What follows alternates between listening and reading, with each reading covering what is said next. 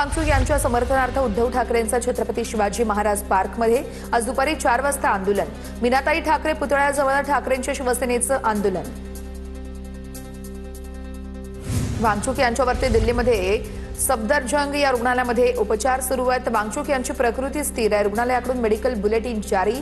तज्ञ डॉक्टरांचं पथक वांगचूक यांच्या प्रकृतीवर लक्ष ठेवून आंदोलक उद्या संसदेवर मोर्चा काढण्यावर ठाम। सोनम वांगचूक प्रकरणात हुकुमशाही सुरू आहे। लोकशाहीची हत्या करण्याचं काम सरकार करते। नाना पटोलेंची केंद्रावर टीका। तर नीट परीक्षेमध्ये घोटाळा करणाऱ्यांना फाशी द्या, पटोले यांची मागणी। संसदेच्या पावसाळी अधिवेशनाला उद्यापासून सुरुवात। अधिवेशनाच्या पार्श्वभूमीवरची सर्वपक्षीय बैठक होण्याची शक्यता। महिला विधेयकासह अनेक महत्त्वाच्या विषयांवर चर्चा होणार असल्याची माहिती। शिवसेनेचे आज 6 फुटीर खासदारांच्या विलीनीकरणाला लोकसभा अध्यक्षांची मंजुरी। शिवसेनेच्या 6 बंडखोर खासदारांसंदर्भात लोकसभा सचिवालयाचा निर्णय।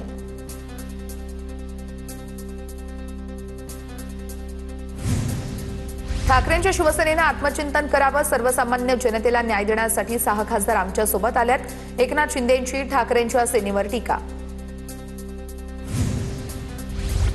पुणे पालिकेमध्ये राष्ट्रवादी नगरसेवकांची जय पवार यांच्यापुढे नाराजी व्यक्त। निधी वाटपावरून नगरसेवकांची नाराजी व्यक्त। महापालिकेमध्ये आपण सत्तेत आहोत की विरोधात हे स्पष्ट करा। राष्ट्रवादीच्या नगरसेवकांची जय पवार यांच्याकडे मागणी। निधी वाटपासंदर्भात जय पवार मुख्यमंत्र्यांसोबत चर्चा करणार। पुण्याच्या भोर नगर परिषदेत भाजप आणि राष्ट्रवादीचा वाद चिघळला। प्रशासनाकडून नगराध्यक्ष, उपनगराध्यक्ष आणि नगरसेवकांची केबिन सील। केबिनमध्ये नव्यानं केलेल्या फर्निचरसाठी परवानगी न घेतल्यानं घमासान। चौकशीनंतरच केबिनचे सील काढण्यात येईल, मुख्याधिकाऱ्यांची माहिती। भंडारा जिल्ह्यातील 148 ग्रामपंचायतींच्या निवडणुकीची प्रक्रिया सुरू। राज्य निवडणूक आयोगाकडून प्रभागनिहाय मतदार यादीचा कार्यक्रम जाहीर। 4 ऑगस्टला अंतिम मतदार यादी प्रसिद्ध होणार। त्यानंतर निवडणुकीचे वेळापत्रक जाहीर होण्याची शक्यता।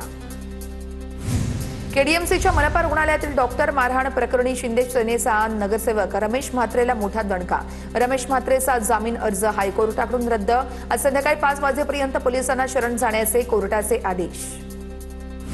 साकीनाका येथील खैरानी रोडवरील मॅनहोल मृत्यू प्रकरणामध्ये चौकशी अहवालाची प्रतीक्षा कायम आहे। दुर्घटनेला 15 दिवस उलटून गेल्यानंतरही अहवाल गुलदस्त्यात आहे। उघड्या मॅनहोलमध्ये पडून एकाचा मृत्यू झाला होता। मुंबईच्या मानखुर्द इमारत दुर्घटना प्रकरणात अटक बेकायदा कंत्राटदाराचा जामीन कोर्टाने फेटाळलाय। तर मानखुर्दमध्ये 4 मजली बेकायदा इमारत कोसळून 6 जणांचा मृत्यू झाला होता। यामध्ये कंत्राटदार अब्दुल इद्रिस याला अटक करण्यात आलेली आहे। मुंबईमध्ये गेल्या महिनाभरात 900हून अधिक झाडं पडल्याच्या घटना, तर 1200हून अधिक फांद्या तुटून पडल्यात। पालिकेच्या पावसाळ्याआधी फांद्या छाटण्याच्या कामांवर त्यामुळे प्रश्नचिन्ह उपस्थित केलं जात आहे। केडीएमसीचा 100% नालेसफाईचा दावा मुसळधार पावसामुळे फोल ठरलाय। कल्याणमध्ये गोविंदवाडी नाला या ठिकाणी प्लास्टिक कचरा आणि जलपर्णीनं संपूर्ण हा नाला गुदमरून गेलाय। नाल्यातील कचऱ्यामुळे पाण्याचा प्रवाह मंदावला असून पाणी तुंबण्याचा मोठा धोका आहे। बोरिवलीच्या दौलतनगर हिंदू स्मशानभूमीमध्ये राख चोरी करत असल्याचा प्रकार समोर। संतप्त नागरिकांनी आरोपीला पकडलं। राख चोरून त्यातून सोने काढत असल्याचा नागरिकांचा आरोप आहे।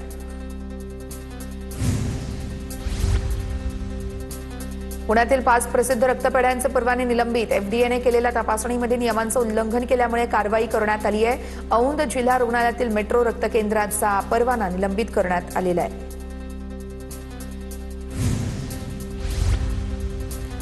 कर्तव्यावर असताना मद्यपान आणि बेजबाबदारपणे वागणाऱ्या कर्मचाऱ्यांविरोधात पुणे एसटी विभागाकडून कारवाई। मागील 8 महिन्यांमध्ये पुणे विभागातील तब्बल 10 कर्मचारी निलंबित। 4 कर्मचाऱ्यांना बडतर्फ का करू नये अशी नोटीसही बजावण्यात आलेली आहे।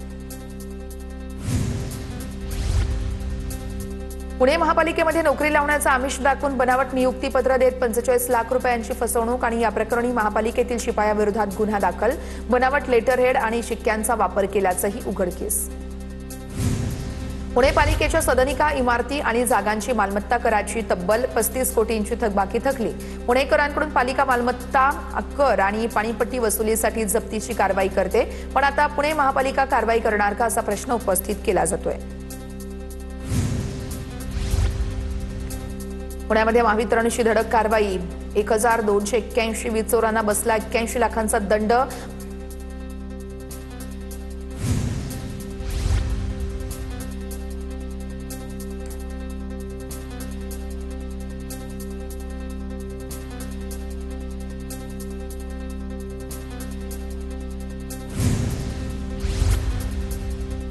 रत्नागिरीच्या देवरुख एसटी आगाराच्या कारभारावरती प्रवाशांकडून तीव्र नाराजी व्यक्त। भर रस्त्यामध्ये बंद पडलेल्या एसटी बसला प्रवाशांवर धक्का देण्याची वेळ आली आहे। सोशल मीडियावरती हा व्हिडिओ व्हायरल झाला। या प्रकारामुळे प्रवाशांमधून संताप व्यक्त केला जातोय।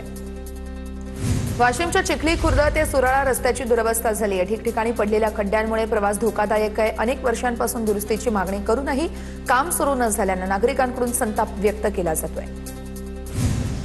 आषाढी एकादशी निमित्त पंढरपूरला जाणाऱ्या वारकऱ्यांसाठी खामगाव या आगारातून 35 विशेष एसटी बसचं नियोजन।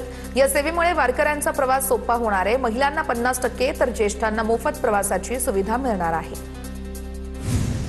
बुलढाण्याच्या निवाणामध्ये शेतकऱ्याने सोयाबीन बियाणे न उगवल्यानं 4 एकर पिकावरती रोटाव्हेटर फिरवला। बियाणे खराब असल्याचा आरोप करत शेतकऱ्याने दुबार पेरणीसाठी मदतीची मागणी केली आहे।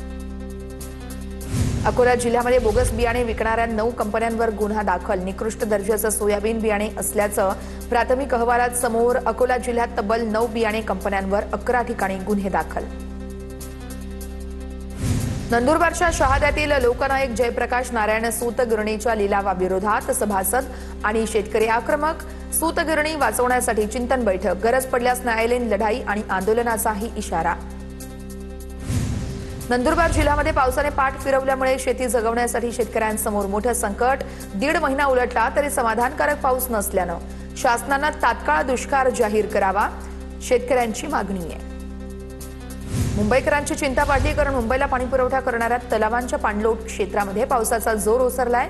पावसाचा जोर ओसरल्यानं 5 दिवसात पाणीसाठ्यात फक्त 0.87% वाढ झाली आहे। धरणांचा एकूण उपयुक्त पाणीसाठा 50.77% आहे। तलाव पूर्ण भरण्यासाठी मोठ्या पावसाची प्रतीक्षा आहे। मुंबई आणि ठाणे जिल्ह्याला पाणीपुरवठा करणाऱ्या बारवी धरणामध्ये 53.24% पाणीसाठा आहे। दमदार पावसामुळे धरणामध्ये पाण्याची आवक वाढली आहे। ठाणे, कल्याण, डोंबिवलीसह अनेक भागातील पाणी टंचाईची चिंता कमी झाली आहे। राज्यातील 16 जिल्ह्यांना तसेच काही घाट प्रदेशांना पावसाचा येलो अलर्ट आहे। पुणे घाट परिसर, अमरावती, अहिल्यानगर, हिंगोली, अकोला या जिल्ह्यामध्ये हलक्या ते मध्यम स्वरूपाचा पाऊस कोसळणार आहे, हवामान खात्याचा अंदाज आहे। रत्नागिरीच्या लांजा तालुक्यातील खोर्निनको या धरण भरल्यानं मानवनिर्मित धबधबा प्रवाहित झालाय। धरणाच्या सांडव्यावरून टप्प्याटप्प्यानं कोसळणाऱ्या धबधब्याचं मनमोहक दृश्य पाहण्यासाठी नागरिकांची गर्दी होतीये। कोकणामध्ये सुरू असलेल्या पावसानं धबधबे प्रवाहित झालेत। शेकडो फुटांवरून कोसळणारा निवळीचा धबधबा पर्यटकांना यावेळेस आकर्षित करतोय। निवळी धबधबा पाहण्यासाठी पर्यटक मोठी गर्दी करत आहेत। अहिल्यानगरच्या भंडारदरा परिसरामध्ये मान्सून सक्रिय होताच वसुंधरा फॉल्ससह अनेक धबधबे प्रवाहित। 100 फूट उंचीवरून कोसळणारा वसुंधरा धबधबा पर्यटकांचं मुख्य आकर्षण ठरतोय। निसर्गरम्य वातावरणाचा आनंद घेण्यासाठी मोठी गर्दी होतीये। कल्याणच्या मलंगगड परिसरातील पाण्याचा अंदाज न आल्यानं एक घटना घडलेली आहे। ग्रामस्थांनी वेळीच धाव घेत या तरुणाला पाण्याबाहेर काढलंय। त्याच्यावरती रुग्णालयात उपचार सुरू आहेत। रायगडच्या इर्शाळगड आणि प्रबळगडाच्या दरम्यान भरकटलेल्या 13 ट्रकर्सची थरारक सुटका। पोलीस, स्थानिक वाटाडे, निसर्गमित्र संस्था आणि हेल्प फाउंडेशनच्या संयुक्त बचाव मोहिमेला अखेर यश आलेलं आहे। कल्याणमध्ये जोरदार पावसाची हजेरी। आठवडाभराच्या प्रतीक्षेनंतर आज पावसाची हजेरी आहे। मुंबई आणि उपनगरात देखील पावसाची हजेरी आहे।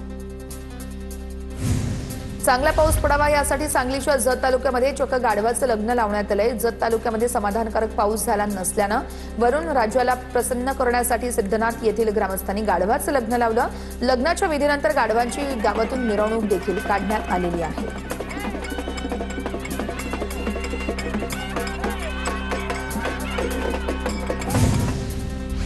परभणी जिल्ह्यातील काही भागात जोरदार पावसामुळे पूर्णा जंक्शन रेल्वे स्टेशनवरील छताला गळती। प्लॅटफॉर्ममध्ये पाणी साचल्यानं नागरिकांचे हाल। या घटनेनंतर रेल्वे प्रशासनाच्या सुविधांवर प्रश्नचिन्ह उपस्थित। सलग 3 दिवसांपासून नागपूरमध्ये पावसाची रिमझिम सुरू आहे। मात्र आज सकाळपासून पावसानं उसंत घेतली आहे। आज सकाळपासून नागपूरमध्ये ढगाळ वातावरण आहे। नागपुरातील गुन्हेगारीवरती आळा घालण्यासाठी नवे पोलीस आयुक्त विश्वास नांगरे पाटील यांचा कडक पवित्रा आहे। रात्री 11 पर्यंत शहरातील सर्व हॉटेल्स, रेस्टॉरंट्स, पानटपरीसह सर्व आस्थापना बंद करण्याचे निर्देश।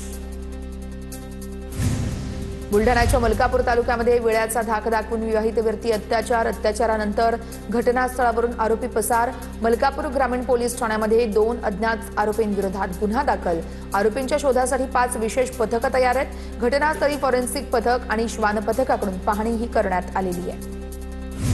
धुळे शहरातील सोन्याच्या दागिन्यांच्या चोरीचा मोठा गुन्हा अवघ्या 6 तासात उघडकीस आलाय. तब्बल 1,55,00,000 रुपयांचे 1 किलो 612 ग्रॅम सोन्याचे दागिने जप्त. आझाद नगर पोलिसांकडून एका आरोपीला अटक करण्यात आलेली आहे. चंद्रपूरमध्ये संपत्तीच्या वादातून मोठ्या भावाकडून लहान भाऊ आणि त्याच्या पत्नीवर कुऱ्हाडीनं जीवघेणा हल्ल्यामध्ये लहान भावाचा मृत्यू तर पत्नी गंभीर जखमी. तर आरोपी श्यामराव बावणे याला पोलिसांनी अटक केलेली आहे.